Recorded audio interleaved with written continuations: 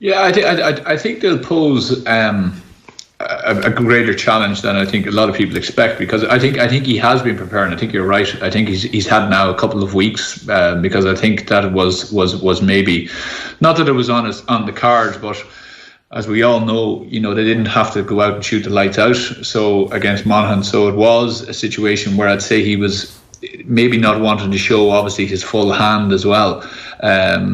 He's a really smart man. I think he's a really smart manager. I think he understands what's required to beat Dublin. Now, whether they can go out and execute that is the thing, because Dublin are ever changing, ever evolving. This thing that Joe says is it's like a full court press in basketball. They make it extremely difficult for you, be it if you're coming out the left wing, the right wing, or if you're even coming down the middle. They'll show you to a side and then they'll try and hunt you down in packs.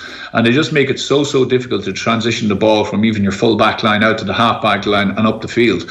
So as Joe says, it's a battle, first of all, just to get out and even think about then getting into a scoring position, whereas they, with one quick pass or a quick long ball, they fellas running out into space and they just seem to come up the field an awful lot quicker. And also teams have a sense now where they drop back and say, okay, we'll defend the line against them.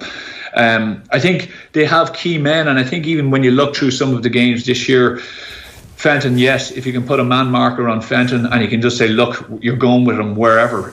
He's a big driver in that midfield. I think you have to just say with Kilkenny, listen, we're going to put a man on him. We're just going to have to stop that link play that he does and try to restrict it. Because as we have found out earlier on in the season, once you kind of leave him off to his own devices, he can cause mayhem. So you have to actually put someone on him and just at least restrict him from getting shots off. Okay, he's going to get around the field, but if we can keep him further away from goal and maybe just doing short hand passes and going lateral, that's okay. This debate about Costello coming in, last week was obviously dead rubber. Paul Flynn putting his hand up, yes and no. He'll go back to the tried and tested that he has had there in the last couple of games. Conor Callaghan and these guys, I'm sure, will get another shot. But whether they can really impress or not, he'll be a whole lot more decisive on whipping fellas off, because he knows now that he has the bodies and he knows he has the players.